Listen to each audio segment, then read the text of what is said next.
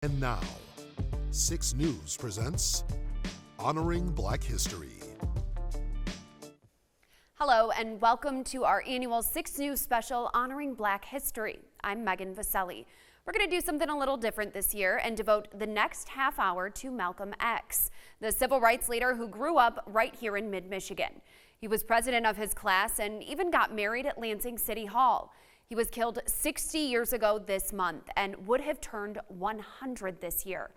We're going to start with a tour from Michigan State University African Studies professor John Ernie Flessner, who with his students created a digital project called Malcolm X in Lansing. The site highlights more than a dozen places with ties to the civil rights icon. We'll start by visiting 2, one born from tragedy and the other a scene of one.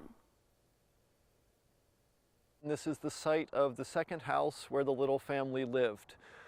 They moved to the Lansing area in 1928. Both his parents, Earl and Louise Little, were organizers with Marcus Garvey's Universal Negro Improvement Association. They actually met in Montreal through this organization, and they were both strong advocates of the position of black self-determination. And they moved around because of this organizing. So they moved to Philadelphia, then to Omaha, then to Milwaukee, and then finally ending up here in Lansing in 1928. So the first house that they moved into was up by Lansing's airport in the Westmont neighborhood. But that house had a restrictive covenant on it, which meant that African Americans were not allowed to own it. The neighborhood association took the family to court and was winning in Ingham County Court because the law was on their side, discriminatory though it was. But before that court proceedings could finish, that house was burned down by arsonists, again probably white supremacists of some sort, though it's never been proven. The Lansing Fire Department responded that night but did not attempt to fight the fire. They merely stood by to watch to make sure that it did not get other structures. And the night ended with Malcolm's father being arrested for illegal possession of a firearm and the family displaced and having lost their house. So after that, they moved here to a house at 401 Charles Street in Lansing Township. Why did they move here? They moved here because the family believed in self-determination. They needed land to have a garden and to grow their own food and to be as self-sufficient as possible. And also because of the history of racial discrimination in housing. Their options were few. This was Lansing Township, so there were fewer rules. So they ended up here for a short time before they found another property down in what's today South Lansing, but was then outside the city limits. And so the family moved around looking for space to be a family, to grow their food, to be self-sufficient, to educate their children both in local schools and also in the values that the family held dear, the values of self-determination, the values of Pan-Africanism, that the philosophies he imbibed from his parents became his philosophies later in life. Not necessarily during his Nation of Islam years, because he was having to put forward the lines of that organization, but after he ended his tenure with the Nation of Islam, the last years of Malcolm's life, it sounded a lot like the Marcus Garvey Pan-Africanism of his parents. And so I think we can safely say that Lansing runs deep in the life and story of Malcolm X. We're here at the intersection of Michigan Avenue and Detroit Street in Lansing, and this is the site where Malcolm Little, Malcolm X's father, Earl Little, was killed in 1931. His body was found on the streetcar tracks just over here.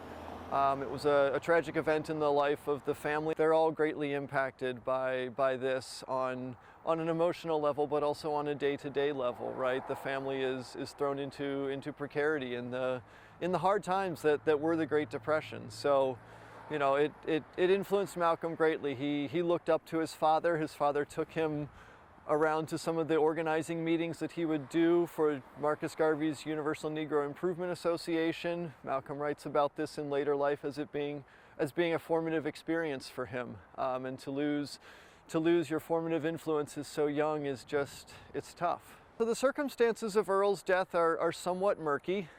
He was, quote, found on the streetcar tracks with great injuries. It's most likely that he was the victim of racial profiling at the time, either Klan members or a group called the Black Legion, though it's never been fully ascertained. Reverend Earl Little was a radical preacher for his time. He was an organizer for Marcus Garvey's Universal Negro Improvement Association, or UNIA, which taught black self-determination, that said black folks need to have self-pride. And as innocuous as that message is on one level, it was very threatening to a society that was founded on racial hierarchy and segregation, even here in the North. It's a tragic sight here in Lansing that needs more commemoration, quite frankly. The art behind me is lovely and is a beautiful commemoration, but we need to organize as a community to get a historical marker here marking this spot. We have state historical markers for all sorts of things in this state, and for such an important moment in the life of such a major national, state, and international figure, and for it to be mostly unremembered, I think is a tragedy. When we come back, we'll continue our trip down Malcolm's memory lane as we take a look at the places and experiences that helped to shape him. Honoring Black history, we'll be right back.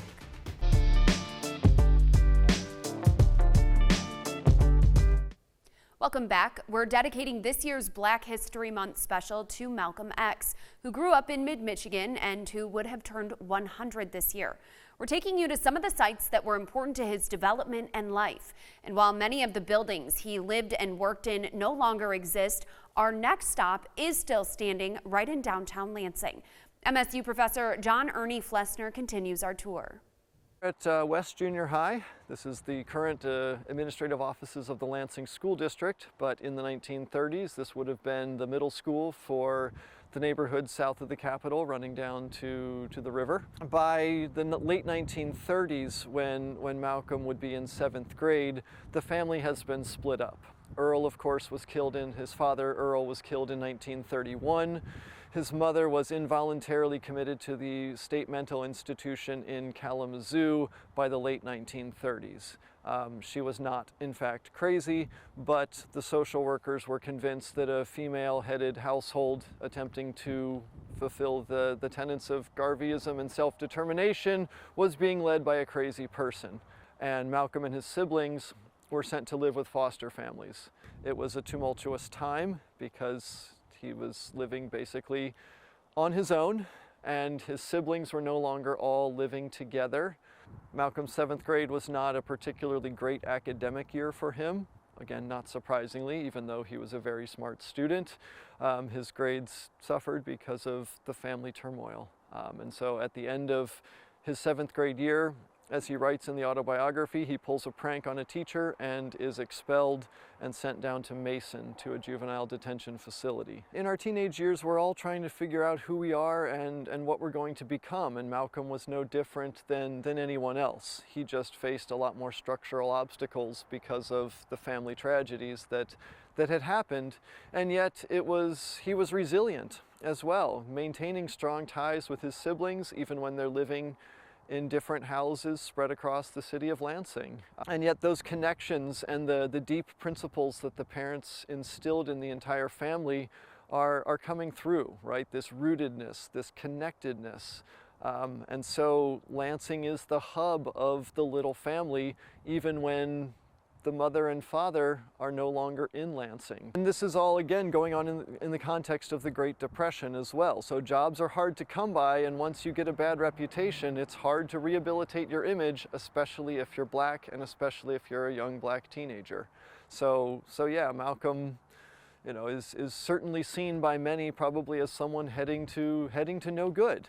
And yet, he pulls himself out of that and comes to be a major figure of national and international importance. As you just heard, his next stop was Mason. We'll show you how that town is paying tribute and how it's not. So stay tuned. Honoring Black History, we'll be right back. After spending years in Lansing, the young man who became Malcolm X moved to Mason and definitely left his mark on the town. There's even an exhibit about him at the Mason Historical Society. Taryn Simmons takes us there.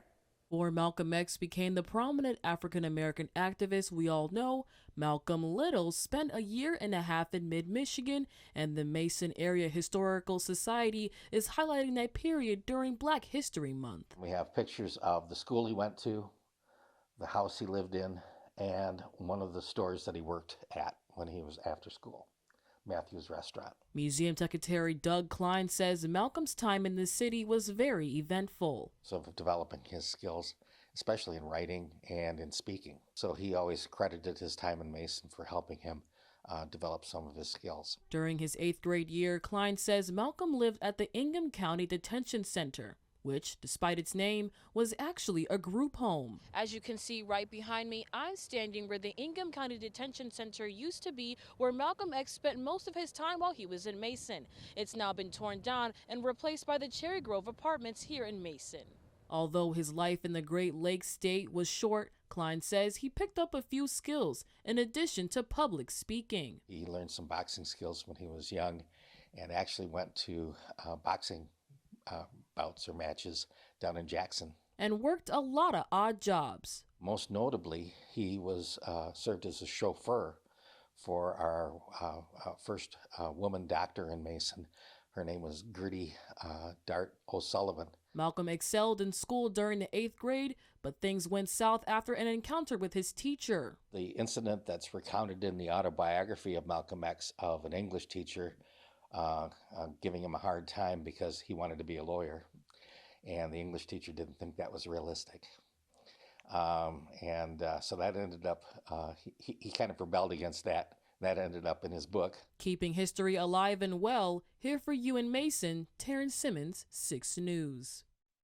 But not everyone in Mason seems comfortable with the idea of honoring Malcolm X. In 2023, a city council person's attempt to have a day of observance prompted community backlash. The council ultimately rejected the idea, with the mayor saying he didn't like how the proposal was written and that Malcolm X didn't live there for very long. Muhammad Khalil runs the Muslim Studies Department at MSU and organizes a Malcolm X symposium every year. We asked him why some people just aren't comfortable with the memory of Malcolm X. Well, a lot of people look at Malcolm X as a civil rights leader, but when we mentioned Mason earlier, there are some leaders in Mason who hesitate to honor him. Can you kind of understand why that might be and paint a little picture there? You know, when you look at some of the statements he made over the course of his life, he made some statements that were very critical of white people. And that was part of his evolution, because by the time you get to the end of his life, he sounds very different, actually. Mm-hmm. He's still critical of some of what he sees in this country, but he opens his mind to the possibility of all races, except the possibility of accepting one another. We'll hear more from Director Khalil later in the show, but next, we'll make an unusual stop on our Malcolm in Mid-Michigan tour and show you why his story here does not end with his autobiography. There's a famous restaurant in East Lansing. Built in the 1920s, it hosted music legends, including Duke Ellington. But Malcolm X has a different relationship with the place. MSU professor John Ernie Flessner explains. So we're here at the Coral Gables restaurant, just over the township line in Meridian Township next to East Lansing. And this is a place where Malcolm worked as a busboy for a few months in 1945 on one of his returns to Lansing. If you read the autobiography of Malcolm X, Lansing ends at 9th grade for Malcolm, and it's as if he never returns. And there's nothing further from the truth. Malcolm is back to Lansing many, many times. His family is still here. Throughout World War II, he's popping in and out from his time in Boston and his time in New York. He comes back here. He works at the Coral Gables. He works at the Mayfair Ballroom out on Lake Lansing today. That's now the Mayfair Bar. He works at many other places. He works at Capital Bedding. He works at Shaw Jewelry, much closer to downtown, right? And a lot of these jobs come about because his brothers are working at these places as well. But Malcolm is connected here. The story that's told in the autobiography is he leaves and then he goes on and gets wings, but his wings sprouted here.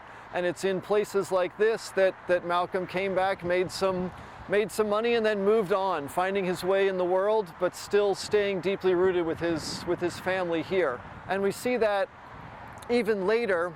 Malcolm gets married here in 1958, right? He proposes to Betty from a payphone in Detroit.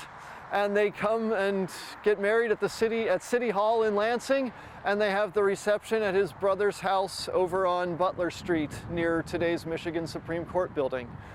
So Lansing stays an important place. he comes back and meets with his brothers and sisters, trying to figure out how to get his mother out of the mental institution.